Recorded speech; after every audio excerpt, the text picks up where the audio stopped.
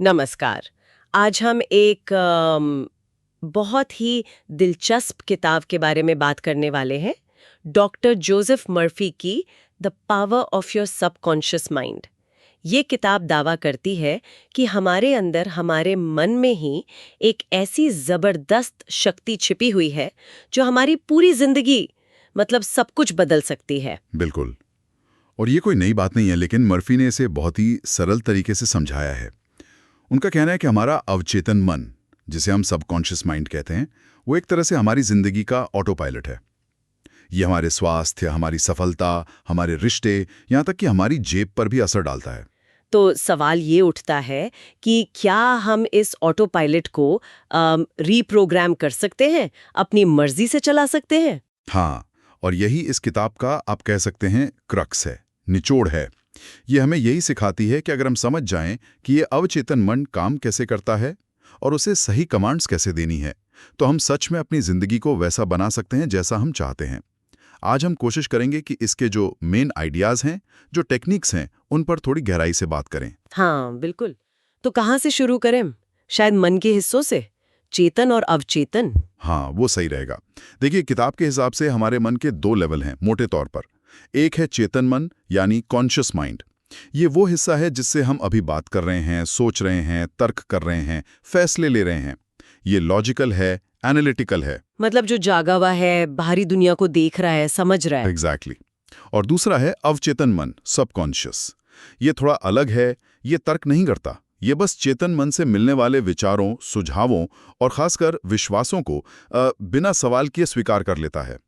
Murphy इसे एक उपजाऊ जमीन या भीतर का खजाना कहते हैं। अच्छा है या बुरा, वो बस उसे उगा देती है। बिल्कुल सही पकड़ा। ये मन लॉजिक नहीं समझता, ये भावनाएं समझता है। ये हमारी गहरी आदतों, यादों और इमोशंस का घर है। तो इसका मतलब ये हुआ कि अगर मैं लगातार सोचूं, मान लीजिए मैं ये काम नहीं कर सकती या मेरी किस्मत ही खराब है, तो मेरा अवचेतन मन इसी को सच मान लेगा और फिर वैसा ही करने लगेगा। हाँ, किताब तो यही कहती है। ये थोड़ा डरावना भी लग सकता है कि हमारे अपने विचार ही हमारे खिलाफ काम कर सकते हैं, है ना? हाँ, सच में। अवचेतन मन अच्छे बुरे में भेद नहीं करता। वो सुझाव को एक कमांड की तरह लेता है। अगर सुझाव नकारात्मक है तो भी वो उसे पूरा करने की कोशिश करेगा। वो हमारे व्यवहार को, हमारी फीलिंग्स को और किताब के अनुसार हमारी बॉडी को भी उसी दिशा में ले जाएगा। ये बॉडी वाली बात कि सिर्फ सोचने से सेहत बदल सकती है, ये मुझे हमेशा थोड़ी खिंची हुई सी लगती है। मतलब क्या सच में ऐसा हो सकता है? बहुत लोग इस पे सवाल उठाते हैं। सवाल उठाना लाजमी है। देखिए, किताब का तर्क ये है कि हमारा शरीर जो है वो आखिरकार मन के इशारों पर ही चलता है। जो ऑटो सजेशन या जिसे हम अफर्मेशंस कहते हैं, सकारात्मक पुष्टि, वो इसी पर आधारित है। जब हम पूरे विश्वास और ये जरूरी है, पूरी भावना के साथ दोहराते हैं कि मैं स्वस्थ हूं, मेरा शरीर पूरी तरह से ठीक हो रहा है। सिर्फ शब्द नहीं, बल्कि वो फीलिंग भी। हाँ, वो फीलिंग, वही कुंजी है। ये संदेश फिर अवचेतन मन तक पहुंचता है और माना जाता है कि अवचेतन मन शरीर की हर कोशिका से जुड़ा है। तो वो शरीर की जो हीलिंग पावर है, जो जीवन शक्ति है, उसे उस दिशा में काम करने का निर्देश देता है। और इसीलिए वो मानसिक चित्रण, विजुअलाइजेशन इतना पावरफुल माना जाता है, क्योंकि उसमें हम सिर्फ सोचते नहीं, महसूस करते हैं। बिल्कुल। जब आप खुद को स्वस्थ होने की सिर्फ कल्पना नहीं करते, बल्कि उस सेहत की खुशी, वो एनर्जी, उसे महसूस करते हैं, तो अवचेतन मन उसे एक सच्चाई की तरह लेता है, अभी की सच्चाई। अच्छा, और यही लॉजिक फिर सफलता और पैसा कमाने पर भी फिट बैठता है। हाँ जी, बिल्कुल वही प्रिंसिपल है। अगर हमारे मन में लगातार कमी का भाव है, असफलता का डर है, पता नहीं होगा या नहीं, पैसे कमाना बहुत मुश्किल है, तो अवचेतन मन को यही सिग्नल मिलते हैं और फिर वो वैसी ही परिस्थितियां बनाता है या हमें मौके देखने ही नहीं देता। लेकिन अगर हम सोचें कि मैं सफल हो सकता हूँ, मेरे पास पर्याप्त है, और कृतज्ञता महसूस करें जो हमारे पास है उसके लिए। हाँ, कृतज्ञता, ग्रैटिट्यूड, ये बहुत शक्तिशाली है। जब हम धन्यवाद देते हैं तो हमारा फोकस क्या नहीं है से हटकर क्या है पर आ जाता है। ये अवचेतन को सिग्नल देता है कि मेरे पास पहले से ही बहुत कुछ है, और फिर वो और ज्यादा आकर्षित करने के लिए तैयार हो जाता है। और साथ ही अपनी सफलता या समृद्धि को ऐसे महसूस करना जैसे वो अभी सच है। वो समृद्धि की भावना, वो अवचेतन के लिए कमांड बन जाती है। ये समझ आ रहा है। लेकिन वो जो पुरानी आदतें हैं, वो नकारात्मक सोच के पैटर्न, उनसे कैसे निकलें? कई बार लगता है जैसे हम फंस गए हैं उनमें। ये इतनी मजबूत क्यों होती हैं? इसका कारण अक्सर हमारे बचपन के अनुभव होते हैं।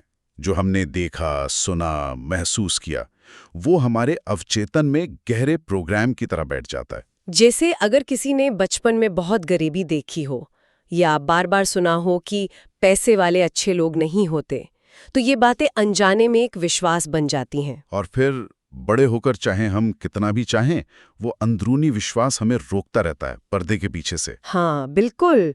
वो हमारे आज के फैसलों को, हमारे रिएक्शंस को प्रभावित करता रहता है। हमें पता भी नहीं चलता। और डर का क्या? डर तो बहुत असली लगता है। उसे सिर्फ एक नेगेटिव विचार कैसे मान लें? डर अक्सर भविष्य की किसी बुरी कल्पना पर आधारित होता है ना? जो अभी हुआ नहीं है। ये मन में बनी एक तस्वीर है जिसे हमने अपनी भावनाओं से, अपनी ऊर्जा से सींचा है। किताब कहती है, डर का इलाज है विश्वास। मतलब उस डर वाले विचार को पहचानो और जानबूझकर उसे बदलो। सुरक्षा की, मार्गदर्शन की, अच्छे परिणाम की पुष्टि करो। जैसे ईश्वर मेरे साथ है, सब ठीक होगा, या मैं सुरक्षित हूं, और इसे महसूस करो।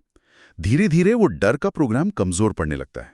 और रिश्तों में कड़वाहट, किसी को माफ ना कर पाना, ये तो बहुत मुश्किल होता है कई बार। होता है, यकीनन होता है। लेकिन किताब कहती है कि माफी दूसरों के लिए नहीं, अपने लिए जरूरी है। किसी के लिए मन में गुस्सा या नफरत रखना, वो जहर हम खुद पी रहे होते हैं। वो हमारी शांति छीन लेता है। क्षमा करने का मतलब ये नहीं कि आप कह रहे हैं कि जो हुआ वो ठीक था। नहीं, इसका मतलब है कि आप उस दर्द के बोझ को अब और ढोना नहीं चाहते। आप खुद को आजाद कर रहे हैं। जब हम कहते हैं मैं उसे पूरी तरह माफ करता हूं या करती हूं और अपने जीवन में शांति चुनती हूं, तो हम अपने अवचेतन को उस नेगेटिविटी से फ्री करते हैं। ये खुद को एक गिफ्ट देने जैसा है। ठीक है, तो सिद्धांत तो काफी हद तक साफ हो रहा है। विचार, भावनाएं, विश्वास, ये सब मिलकर हमारे अवचेतन को प्रोग्राम करते हैं। पर अब आते हैं प्रैक्टिकल बात पे। रोज इसे करें कैसे? अपने अवचेतन को सही दिशा कैसे दें? हाँ, ये अहम सवाल है।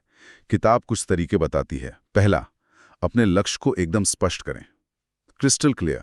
आप चाहते क्या हैं, उसे लिख लें या मन में उसकी डिटेल्ड तस्वीर बनाएं। ठीक है। दूसरा, रोज, खासकर रात को सोने से ठीक पहले और सुबह उठने के फौरन बाद, उस लक्ष्य के पूरे हो जाने की कल्पना करें, विजुअलाइज करें, और सिर्फ देखें नहीं, उसे महसूस करें। वो सफलता की खुशी, वो सेहत की ताजगी, वो प्यार का एहसास, उस भावना में जिएं। ये सोने से पहले और उठने के बाद वाला समय ही क्यों? इसमें क्या खास बात है? क्योंकि इन समयों पर हमारा जो लॉजिकल माइंड है, चेतन मन, वो थोड़ा शांत होता है, ज्यादा एक्टिव नहीं होता। तो अवचेतन मन ज्यादा खुला होता है, सुझावों को आसानी से ग्रहण कर लेता है। जैसे नरम मिट्टी में बीज जल्दी पकड़ता है ना। अच्छा। तो सोने से पहले अगर हम कोई पॉजिटिव विचार या अपनी इच्छा अवचेतन को सौंपते हैं, तो वो रात भर उस पर काम करता रहता है। कई लोगों को सुबह उठकर अचानक किसी प्रॉब्लम का सलूशन मिल जाता है। ये तो कमाल की बात है। मतलब नींद सिर्फ रेस्ट के लिए नहीं, प्रॉब्लम सोल्विंग के लिए भी है। और वो अफर्मेशंस, सकारात्मक बातें दोहराना। हाँ, एफर्मेशंस, छोटे पॉजिटिव वाक्य जिन्हें हम बार बार दोहराते हैं। जैसे मैं हर दिन हर तरह से बेहतर हो रही हूं, या पैसा मेरी तरफ आसानी से आ रहा है। लेकिन यहां भी सिर्फ तोते की तरह रटना नहीं है, विश्वास और भावना के साथ दोहराना है, जैसे आप बीज को पानी दे रहे हो। धीरे धीरे ये पुराने नेगेटिव पैटर्न को मिटा के नए पॉजिटिव पैटर्न बनाते हैं। और कोई तरीका है जिससे हम अपने अंदर की इस शक्ति से जुड़ सके?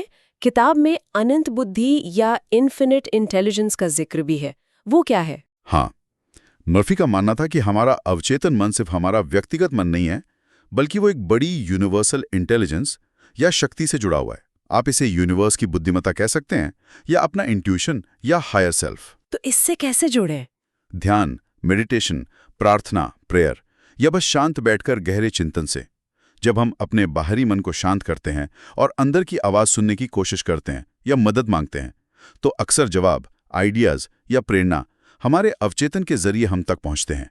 बहुत से क्रिएटिव लोग, साइंटिस्ट, आर्टिस्ट कहते हैं कि उनके बेस्ट आइडियाज ऐसे ही अचानक आए। तो मतलब जब हम ये सब करते हैं, लक्ष्य तय करना, विजुअलाइज करना, अफर्मेशन बोलना, शुक्रगुजार होना, माफ करना और शायद उस अनंत बुद्धि से जुड़ने की कोशिश करना, तो नतीजे दिखने लगते हैं जिन्हें किताब चमत्कार कहती है। हाँ, मर्फी उन्हें चमत्कार कहते हैं, पर वो ये भी साफ करते हैं कि ये कोई सुपरनैचुरल चीज नहीं है। ये अवचेतन मन के नियमों का ही नेचुरल नतीजा है। कॉज एंड इफेक्ट, कारण और परिणाम का नियम।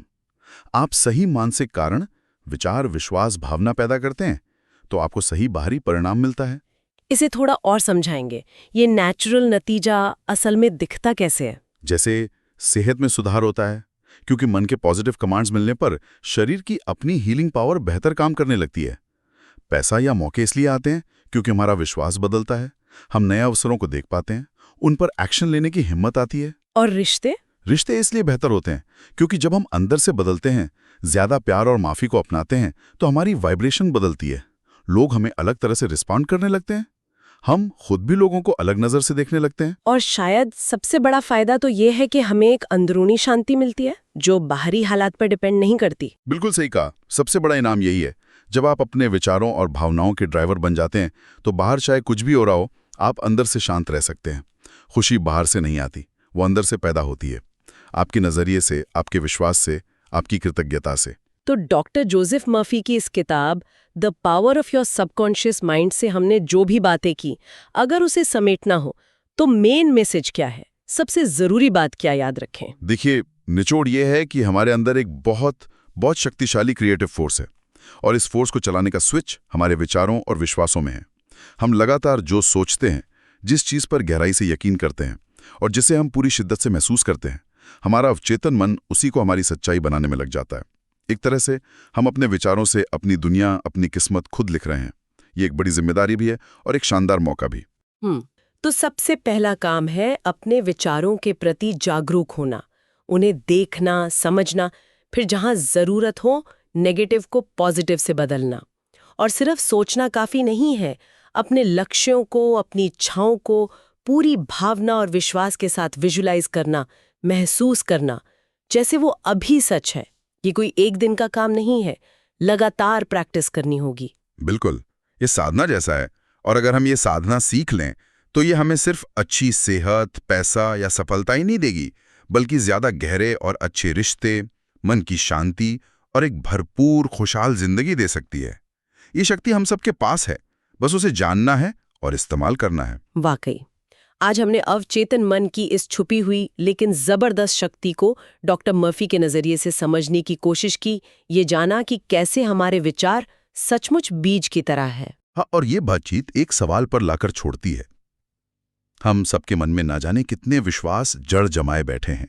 दुनिया कैसी है, हम क्या कर सकते हैं, क्या नहीं, पैसा क्या है, रिश्ते कैसे होते हैं। इनमें से वो कौन सा एक गहरा विश्वास हो सकता है जिसे हम आज पकड़ें और खुद से ईमानदारी से पूछें, क्या ये वाकई सच है या ये बस एक पुरानी कहानी है, एक पुराना प्रोग्राम है जो मुझे आगे बढ़ने से रोक रहा है। इस एक सवाल पर शांति से सोचना शायद बहुत कुछ बदल दे।